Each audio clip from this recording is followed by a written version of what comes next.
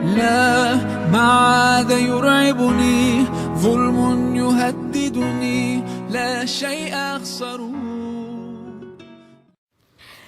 Assalamualaikum warahmatullahi wabarakatuh. Anak-anak, pada hari ini alhamdulillah kita telah bisa melaksanakan kegiatan yang dikoordinir oleh guru-guru Umi. Insyaallah pada hari ini kita akan membahas mengenai proses pemushafan Al-Qur'an. Selamat menyimak.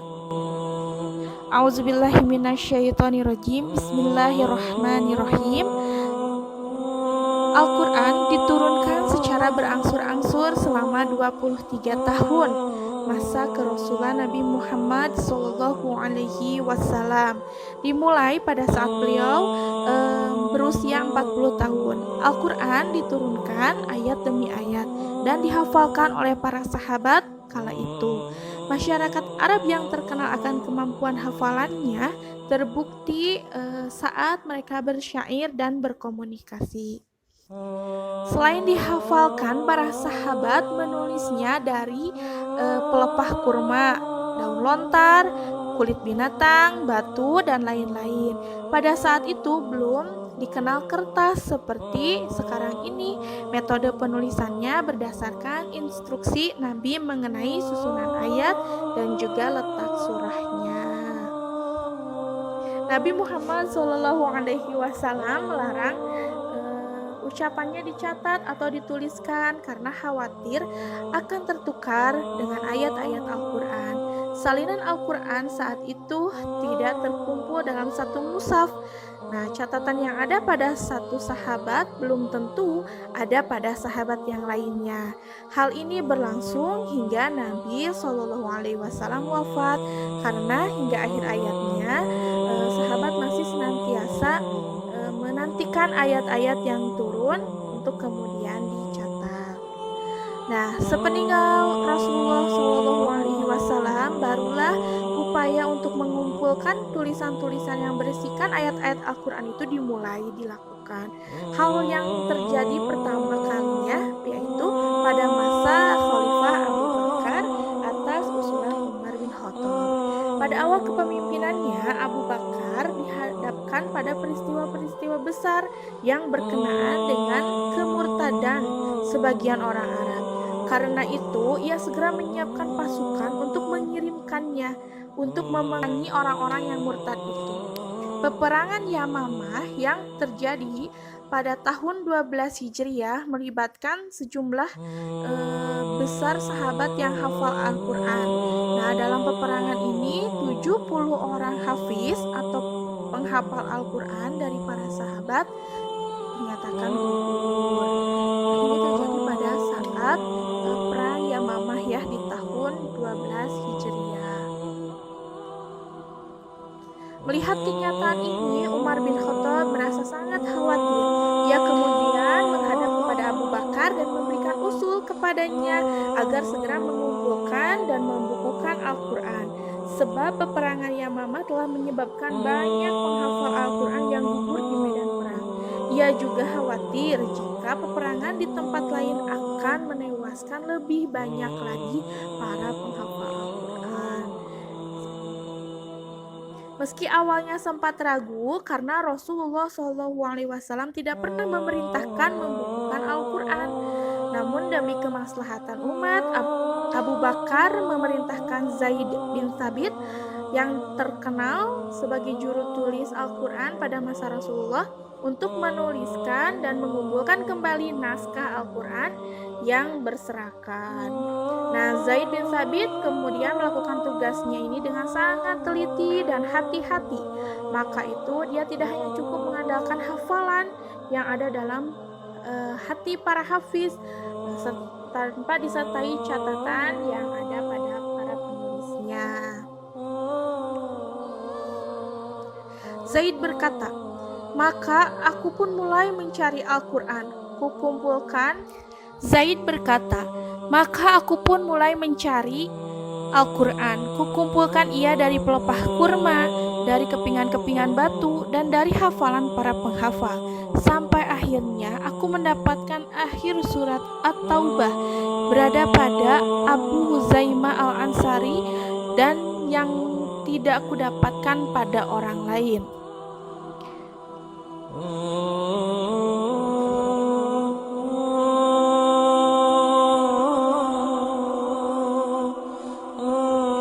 Perkataan itu lahir dari Zaid berpegang pada hafalan dan tulisan hingga akhir surat At-Taubah itu telah dihafal oleh banyak sahabat dan mereka menyaksikan ayat tersebut dicatat. Tetapi catatannya hanya terdapat pada Abu Huzaimah Al-Ansari. Lembaran-lembaran yang dikumpulkan oleh Zaid tersebut kemudian disimpan di tangan Abu Bakar hingga ia wafat. Sesudah itu lembaran-lembaran itu pun berpindah kepada Umar sewaktu ia masih hidup dan selanjutnya berada di tangan Hafsah binti Umar bin Khattab.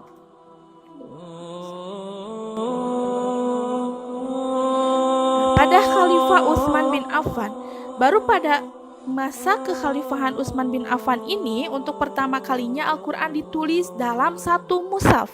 Penulisan Al-Quran di masa Utsman disesuaikan dengan tulisan yang aslinya yang terdapat pada Hafsah binti Umar. Utsman memberikan tanggung jawab penulisan ini kepada Zaid bin Thabit, Abdullah bin Zubair, Said bin As, dan Abdurrahman bin Haris bin Hisham. Berbeda dengan pada masa Abu Bakar dan Umar, di masa khalifah bertugas Utsman bin Affan, Islam telah tersebar di wilayah yang sangat luas hingga kawasan non-Arab. Kendala bahasa menjadi faktor utama adanya perbedaan cara membaca Al-Quran yang berujung pada saling menyalahkan. Melalui proses yang berliku dengan panitia yang kembali dipimpin oleh Zaid, penulisan mushaf kembali dilakukan pada masa Utsman bertujuan untuk menyeragamkan bacaan Al-Quran.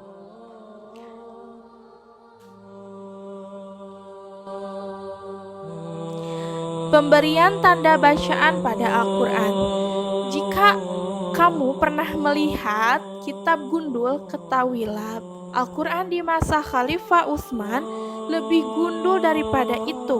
Jangankan tanda baca, beberapa huruf saja masih sulit dibedakan karena tidak ada tanda khusus yang membedakan. Huruf sin dan sya sulit dibedakan karena tidak adanya titik. Begitu juga dengan huruf-huruf yang lainnya. Nah, jadi pada masa itu huruf-huruf Al-Quran itu belum sempurna, masih banyak yang sama, tidak bisa dibedakan. Nah, pada masa Utsman kemudian diberi tanda baca dalam Al-Quran. Periode ini terjadi pada masa dinasti Bani Umayyah yang dipimpin oleh Muawiyah. Adalah Ziyad bin Abihi yang berusul agar salinan Al-Quran diberi harokat pada huruf. Sebagai gubernur Basrah, dia sering mendengar kekeliruan bacaan yang berujung pada kesalahan memahami Al-Quran. Orang yang memikul tugas ini adalah Abu al-Aswad al-Duwali. Atas jasanya kita dapat mengenal istilah kasroh, fathah, dhammah, tanwin, dan sistem dua titik pada huruf hijaiyah. Nah, jadi pada masa kepemimpinan Muawiyah ini mulailah dikenal dengan fathah, kasroh, dan sebagainya. Al-Quran tidak serta-merta turun dari langit. Al-Quran turun secara berangsur-angsur selama 23 tahun masa kerasulan Nabi Muhammad SAW. Kemudian dilanjutkan melibatkan kerja keras para sahabat yang ditugaskan oleh Allah Subhanahu wa Ta'ala. Nah, dalam surat Al-Hijr ayat 9 yang artinya sesungguhnya kamilah yang menurunkan Al-Quran dan sesungguhnya kami yang benar-benar memeliharanya. Jadi Al-Quran ini diturunkan oleh Allah dan juga Allah yang akan memelihara keaslian atau isi daripada Al-Quran itu sendiri. Al-Quran dihafalkan banyak manusia. Al-Quran adalah satu-satunya kitab suci yang banyak sekali dihafalkan oleh manusia. Al-Quran yang jumlah halamannya mencapai 604 halaman terdiri dari 114 surat, 6.666 ayat, dan 51.900 kata itu mampu dihafal dengan tepat dan akurat sampai huruf per hurufnya, bahkan panjang pendeknya juga. Ya, Masya Allah gitu, keajaiban dari Al-Quran yang banyak sekali kata-katanya tapi masih bisa dihafalkan oleh manusia dan paling banyak dihafalkan oleh manusia. Bahkan mampu menyebutkan suatu ayat yang terletak pada halaman berapa. Al-Quran bisa dihafalkan oleh orang yang tidak mampu berbahasa Arab sekalipun, sesuatu yang tidak mungkin terjadi pada kitab-kitab yang lainnya. Al-Quran adalah firman Allah Subhanahu wa Ta'ala yang merupakan sebuah mukjizat yang diturunkan kepada Nabi akhir zaman, Nabi Muhammad SAW. Tidak ada yang menandingi keindahan bahasa Al-Quran dan keindahan ketika kita melantunkan Al-Quran. Banyak orang yang hatinya bergetar jika dibacakan ayat-ayat Al-Quran. Dapatkan risalah kebenaran, Al-Quran adalah satu-satunya kitab yang terjaga keasliannya, walaupun telah diturunkan 14 abad yang lalu. Akan tetapi tetap terjaga dalam satu bahasa yang terangkai di dalamnya. Al-Quran mampu dihafalkan oleh anak-anak yang masih sangat belia. Ibnu Sina hafal Al-Quran pada umur 5 tahun. Ibnu Khaldun hafal Al-Quran juga pada usia 7 tahun. Imam Syafi'i pada usia 7 tahun. Imam At-Tabari hafal Al-Quran di usia yang ke-7 tahun juga. Asyuti hafal juga di usia 8 tahun. Ibnu Hajar Al-Asqalani hafal Al-Quran pada usia 9 tahun. Ibnu Qudamah hafal di usia 10 tahun.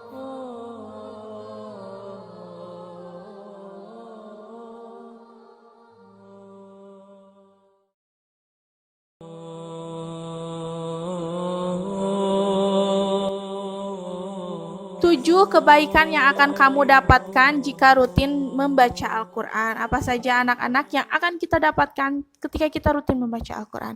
Yang pertama, memberikan ketenangan hati, yaitu orang-orang yang beriman dan hati mereka menjadi tentram dengan mengingat Allah. Ingatlah, hanya dengan mengingat Allah hati akan menjadi tenang. Nah, ketika kita membaca Al-Quran, mengingat Allah, maka hati kita akan menjadi tenang. Kedua, setiap hurufnya mengandung kebaikan yang banyak. Siapa yang membaca satu huruf dari kitabullah, maka baginya satu kebaikan, dan satu kebaikan dengan 10 kali lipatnya. Aku tidak mengatakan alif lam mim dan itu satu huruf, tetapi alif itu satu huruf dan lam itu satu huruf dan mim juga satu huruf. Ketiga, orang yang terbata-bata membaca Al-Quran pun diberikan pahala yang berlipat. Dari Aisyah radhiyallahu anha bahwa Rasulullah SAW bersabda, yang mahir membaca Al-Quran bersama malaikat yang terhormat, dan yang membaca Al-Quran sedangkan ia terbata-bata serta mengalami kesulitan, maka baginya 2 pahala.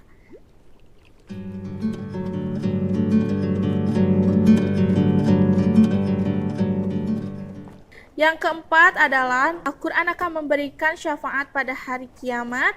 Bacalah Al-Quran maka ia akan datang pada hari kiamat sebagai syafaat bagi yang membacanya. Kemudian yang kelima, menjadikan kemuliaan orang tuanya di surga. Barang siapa yang membaca Al-Quran dan mempelajari dan mengamalkannya kelak, pada hari kiamat dikenakan mahkota dari cahaya yang bersinar kemilaunya seperti cahaya matahari. Dan dari kedua orang tuanya masing-masing dikenakan untuknya 2 pakaian kebesaran, tidak bisa dinilai dengan dunia. Maka kedua orang tuanya bertanya, karena apa kami diberi pakaian kemuliaan seperti ini? Maka dijawab, karena anak kalian berdua belajar dan menghafal Al-Quran. Jadi anak-anak, Masya Allah sekali ya, mudah-mudahan kita bisa memberikan kemuliaan kepada kedua orang tua kita di surga nanti. Yang keenam, menjadikan manusia yang berkualitas. Sebaik-baiknya manusia adalah yang membaca dan mempelajari Al-Quran serta mengajarkannya kepada orang lain. Jadi tingkatannya menjadi manusia yang berkualitas.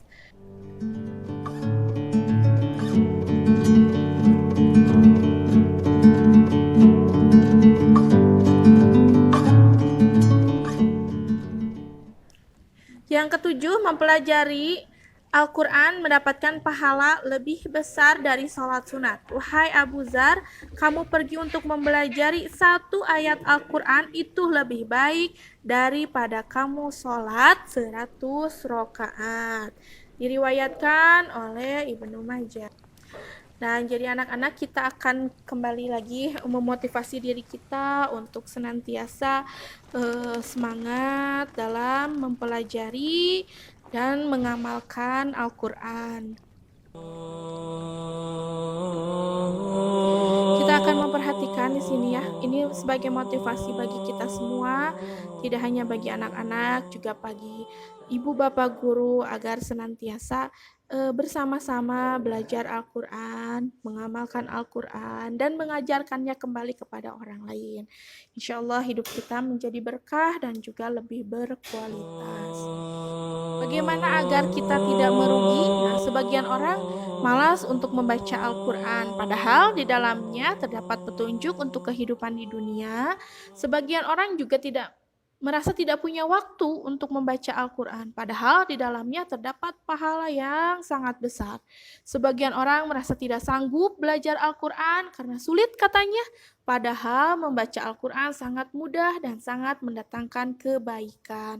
Membaca Al-Quran adalah perdagangan yang tidak pernah merugi. Allah Subhanahu wa Ta'ala berfirman, sesungguhnya orang-orang yang selalu membaca kitab Allah dan mendirikan sholat dan menafkahkan sebagian dari rezeki yang kami anugerahkan kepada mereka dengan diam-diam dan terang-terangan, mereka itu mengharapkan perniagaan yang tidak pernah merugi agar Allah menyempurnakan kepada mereka pahala mereka dan menambah kepada mereka karunia-Nya. Sesungguhnya Allah Maha Pengampun lagi Maha Mensyukuri. Ibnu Katsir radhiyallahu an mengatakan, Qatadah radhiyallahu an pernah berkata, Mutharib bin Abdillah, salah seorang tabi'in, beliau berkata, ini adalah ayat orang-orang yang suka membaca Al-Quran.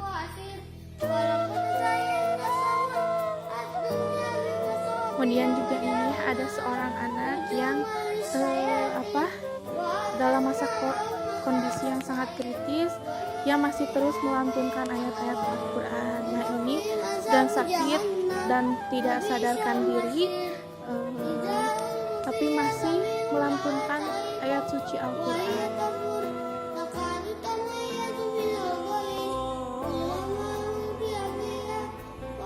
Dengan kondisi yang masih mata terpejam, namanya Ibrahim, masih terus melantunkan ayat-ayat suci Al-Quran.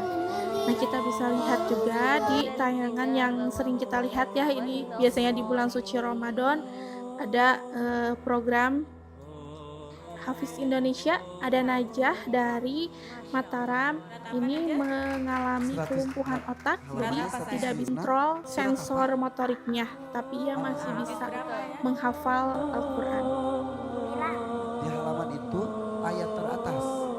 Ini Masya Allah sekali ya, anak-anak, ini menjadi motivasi bagi kita semua untuk senantiasa belajar, terus belajar Al-Quran. Supaya apa? Supaya mendatangkan syafaat, mendatangkan keridhaan dari Allah Subhanahu wa Ta'ala untuk kita semua. Oke, terima kasih anak-anak telah menyaksikan tayangan hari ini. Mari kita renungkan, mari kita kembali tafakuri apa yang telah Allah berikan kepada kita, kesehatan, rezeki yang gampang, kelengkapan kedua orang tua kita. Lalu nikmat mana lagi yang akan kita dustakan? Nikmat Allah mana lagi yang akan kita bisa pungkiri? Kita diberi kesehatan yang sangat bagus, mari kita manfaatkan untuk menghafalkan Al-Quran, untuk mempelajari Al-Quran. Apa yang hari ini kita kerjakan? apa yang hari ini kita perjuangkan untuk Al-Quran, insya Allah Al-Quran akan memperjuangkan kita, memberikan syafaat kita nanti di yaumil akhir. Allah juga akan membalas apa yang kita lakukan atas keridhaan Allah. Mudah-mudahan kita semua menjadi para penghafal Al-Quran, menjadi orang yang senantiasa menjaga dan